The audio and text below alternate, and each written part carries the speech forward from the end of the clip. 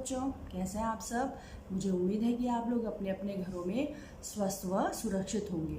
बच्चों, आज मैं कक्षा 4 हिंदी साहित्य पाठ 3 ईदगाह का वाचन शुरू करवाने जा रही हूँ। उससे पहले मैं पाठ शुरू करवाऊँ, मैं आपको पाठ का सार समझाती हूँ कि यह जो कहानी है यह एक हामिद नाम के ऐसे बच्चे की कहानी है जिसमें सद्भाव, विवेक और त्याग कूट कूट कर भरा था। हामिद एक ऐसा बच्चा था जिसके माता पिता की मृत्यु हो चुकी थी और वह अपनी बूढ़ी दादी के साथ रहता था और वे लोग बहुत गरीब थे। और बच्चों, एक बार क्या होता है, गांव में मेला लगता है जिसमें सारे बच्चे, हामिद के दोस्त और हामिद भी मेले जाते हैं और सब अपने अपने घरों से पैसे लेकर के आते हैं और हामिद की दादी उसे थोड़े से पैसे देती क्योंकि उनके पास पैसे नहीं होते, वे बहुत ही गरीब थे। तो वहाँ पर बच्चे मेले में क्या करते हैं, खूब मज़े करते हैं। कोई खाने की चीज़ें लेता है, कोई खिलौने लेता है, सभी अपने लिए कुछ न कुछ लेते हैं। लेकिन एक हामिद होता है जो अपने लिए कुछ न लेकर के अपनी बूढ़ी दादी के लिए रोटी सेकने का एक चिमटा लेता है, क्योंकि उसने देखा होता है कि उसकी दादी जब भी रोटियां बनाती हैं तो वो उसके हाथ जल जाते हैं। तो वह बच्चा इतना अपनी दादी को प्यार करने वाला होता है कि वह अपनी परवाह न करते हुए अपनी दादी के लिए वो चिमटा खरीद लेता है। तो बच्चों, अब मैं पाठ का वाचन शुरू करवाने जा रही हूँ। आप लोग अपनी हिंदी साहित्य की पुस्तक का पेज नंबर 18 निकालिए। बच्चों, आप लोगों ने अपनी हिंदी साहित्य की कक्षा 4 की पुस्तक का पाठ 3 ईदगाह पेज नंबर 18 खोल लिया होगा। अब मैं पाठ का वाचन शुरू करवाने जा रही हूँ। आप लोग बहुत ध्यान से इस पाठ को समझने की कोशिश कीजिए, ठीक है बच्चों। तो आइए अब हम पाठ का वाचन शुरू करते हैं। रमज़ान के पूरे 30 रोज़ों के बाद ईद आई है। कितना मनोहर, मनोहर का मतलब सुंदर, कितना सुहावना प्रभात, सुहावना प्रभात मतलब मन भावन सुबह है। वृक्षों पर कुछ अजीब हरियाली है, खेतों में कुछ अजीब रौनक है, रौनक मतलब हलचल। आसमान पर कुछ अजीब लालिमा है। आज का सूर्य देखो कितना प्यारा, कितना शीतल है, मानो संसार को ईद की बधाई दे रहा है। गांव में कितनी हलचल है, ईदगाह जाने की तैयारियां हो रही हैं, सब बहुत खुश हैं। तो इस पाठ में लेखक ने एक दादी और पोते के प्रेम को दर्शाया है और उस लेखक कहते हैं कि रमज़ान के पूरे 30 रोज़ों के बाद ईद आई है, यानी कि पूरे 30 दिनों के बाद, रमज़ान के महीने के पूरे 30 दिनों के बाद ईद आई है।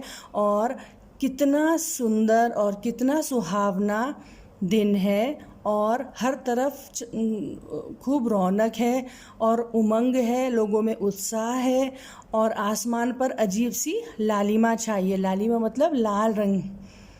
आज का सूर्य देखो, यानी कि देखो आज ईद है, आज हर तरफ कितना प्यार है, सब लोग कितने खुश हैं और संसार को ऐसा लग रहा है कि सूरज ईद की बधाई दे रहा है। और गांव में कितनी हलचल है, जब कुछ त्यौहार होता है तो सब लोग बहुत खुश होते हैं ना, तो हर जगह रौनक होती है, हलचल होती है। तो वैसे ही गांव में ईद के वजह से हलचल थी, सब बहुत प्रसन्न थे, सब में बहुत उत्साह था और लोग ईदगाह जाने की तैयारी कर रहे थे और सब बहुत खुश थे।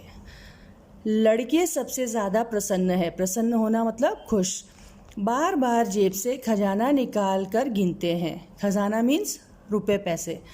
महमूद गिनता है 1 2 10 12, उसके पास 12 पैसे हैं। महमूद के पास 12 पैसे हैं। मोहसिन के पास 15 पैसे हैं। इन्हीं अनगिनत पैसों से अनगिनत चीज़ें लाएंगे, खिलौने, मिठाइयाँ, बिगुल, गेंद और न जाने क्या क्या। सबसे ज़्यादा प्रसन्न है हामिद। सबसे ज़्यादा प्रसन्न कौन था? हामिद। वह भोली सूरत का 4-5 साल का दुबला पतला लड़का है। उसके पिता गत वर्ष, गत माने पिछले साल, हैजे की भेंट हो गए थे। हैजे की भेंट हो गए थे का अर्थ है कि हैजे की वजह से उनकी मृत्यु हो गई थी और माँ न जाने क्यों बीमार होती गई और एक दिन मर गई। किसी को पता न चला क्या बीमारी थी।